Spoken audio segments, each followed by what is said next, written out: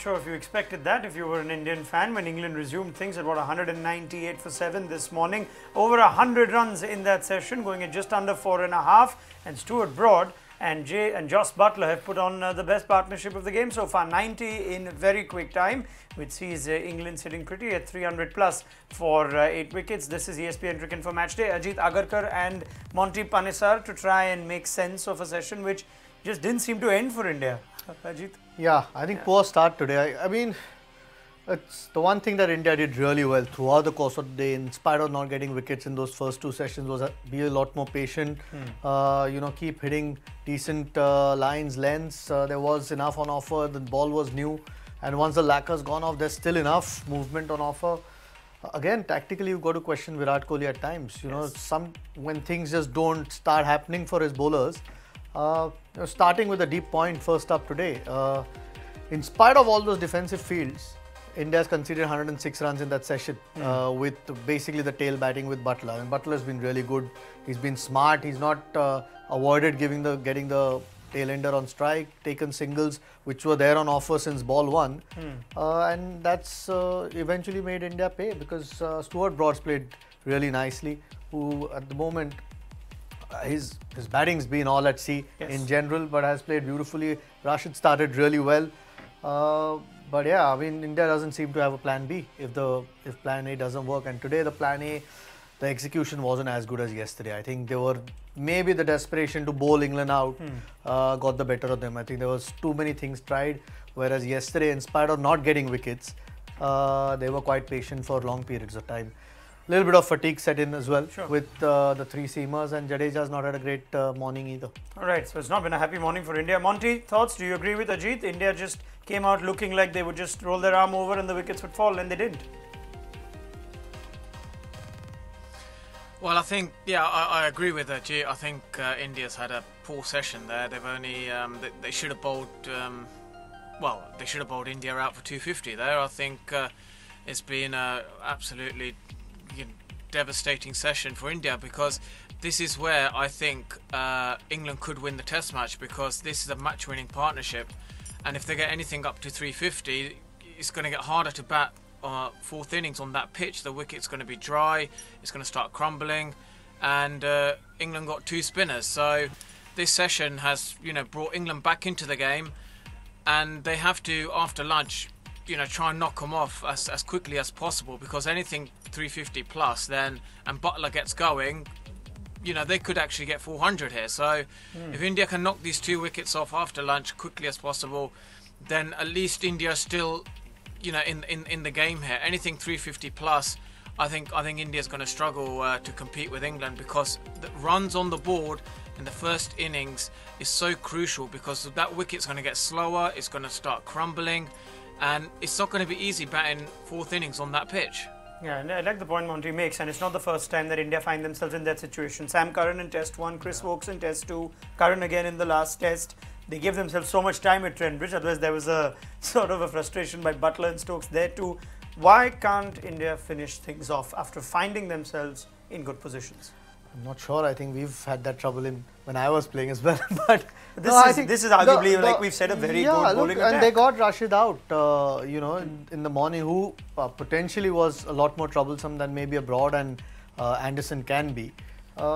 Again, I felt no patience. I think the field placement at one point to Buttler, there were 2 slips, a deep third man, a deep cover, and mid-off, and 4 fielders on the leg side. So you're not quite sure what your plan is to get guys out. Yesterday, India bowled most of the time to try, you know, getting guys out, nicking behind the wicket.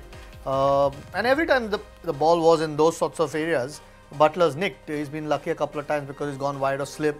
Again, Virat Kohli's had no confidence to put maybe 3 slips when the ball's swinging as much as it has this morning. You've got to get batsmen out early on in their innings. I can understand after the first half an hour, 45 minutes, if he gets going, you can't see a wicket in sight, then maybe put some defensive fields.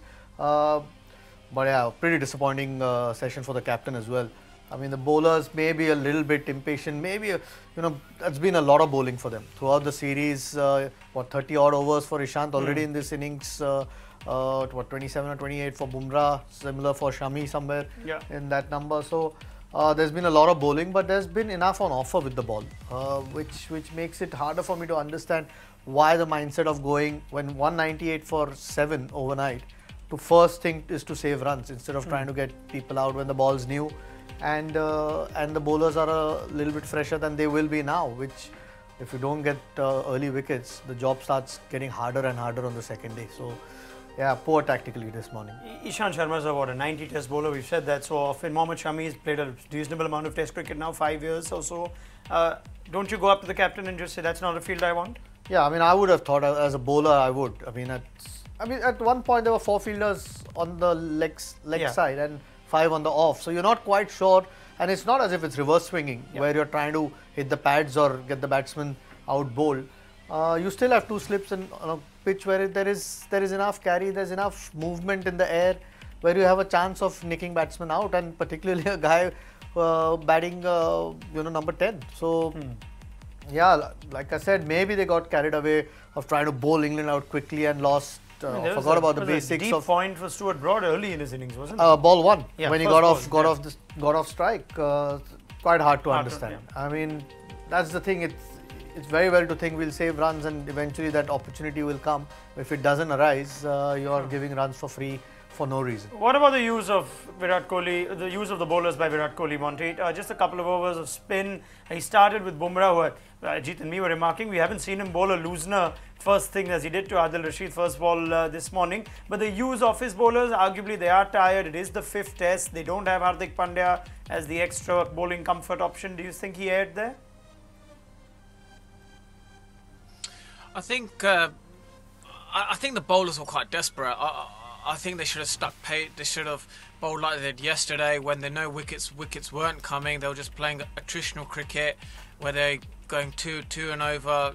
I think for like at least 60 overs, and now I think they were just searching for wickets and trying a bit too hard possibly. They lost their kind of line and length. They had yesterday I think as a bowling unit they bowled beautifully together, but like. When you have like tail enders, you always, we've always been there, like myself, and I'm sure Ajit has as well, where, you do get desperate. You do think, right, let's search for wickets. Let's get the batsman out, rather than, you just think about your rhythm and your line and lengths, and just look to bowl, keep bowling in your rhythmical bowling like they did yesterday. I think this time around they kind of like, the want and that desire, to bowl them out, very cheaply this morning, I think has backfired, and you start giving off loose balls.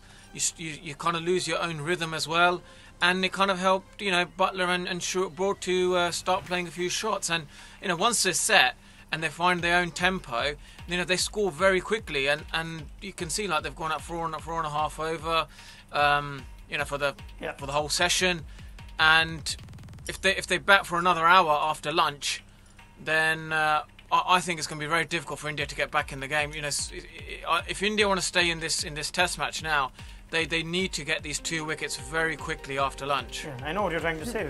400's a long way away, but it doesn't look. You don't know where the next wicket's coming from. Yeah, but that generally happens because your bowlers are as tired as they are at the moment. I mean, that's not an excuse, but that's a reality at this point, because you haven't attacked early on and let them sort of get off with. Buttler at no point tried to protect the tail ender from strike. He kept taking the singles that were on offer, and that's where India's made a mistake, by just giving free singles at that point and allowing the strike to rotate. I mean, you can understand a Sam Curran doing what a Broad is, but Broad is at this stage of his career. I mean, he's been a good batsman early on, but at this stage of his career, nowhere as good a batsman as maybe he was before. So to give him free runs early on and let him rotate strike, you've, I think, let England off the hook a little bit. Inexplicable decision making by Virat Kohli. It's not the first time in the series that India have failed to wipe out the tail after finding themselves in a position of strength. We'll have a word with Monty and Ajit looking ahead to the second session. Like Monty says, this is a big one to keep India in the game. Stay with us. Time for a short break on ESPN Cricket for Matchday.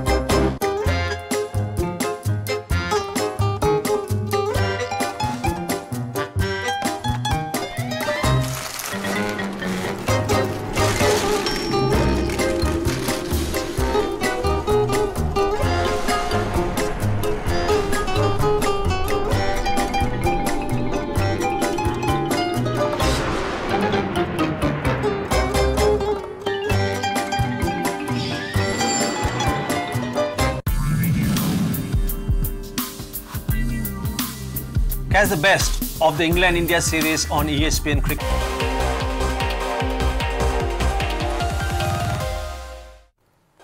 What are you discussing right now? If you were Virat Kohli in the lunchtime break, are you just having your lunch at this point? Or are you again frustrated? Ah, damn it, series is gone. These 2 wickets will fall at some point. No, I think they fought really well, India, yesterday. You know, in spite of not getting wickets, you know, having lost the series in that 4th test, that first 2 sessions, didn't concede too many, but didn't get wickets. But they still stuck to what they've been doing throughout the series. Unfortunately, it's not been the best morning. I think that's, and I don't think you can fault them too much throughout the series. That's where the captain or maybe the support team, which is sitting outside, I know they can't do much from outside, maybe comes into play. And you know, even Jadeja not bowling much this morning. That was one of the advantages that India sort of found themselves in yesterday, because Jadeja bowled tightly, got you know, couple of wickets. He could rotate his fast bowlers. Once the wicket didn't come early on, maybe that's what he should have gone back to. I know he conceded a few runs, but they were poor balls. It wasn't as if Butler was you know, chancing his arm against Jadeja. They were poor balls which he scored off. So maybe that's the way to go, I think. The point Monty teased before we went into break, at times as bowlers, you've done all the hard work, you're 7 or 8 down, you've got an early wicket of Rashid in the morning, you think it's probably just going to go through. Do you sometimes drop on just the alertness or the effort? It is helping as well, so it's, you know, it's favourable, you just put it in the right place and it'll work. Can you just switch off at times? Yeah, I don't think there was lack of effort.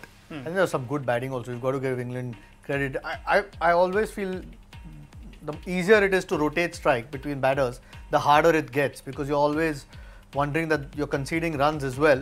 So you can't maybe pitch the ball as full as you want to because you conceded a few runs. And in that, I mean, every time Shami's pitched the ball fuller today, there's been so much swing on offer. He's still beating the bat by miles.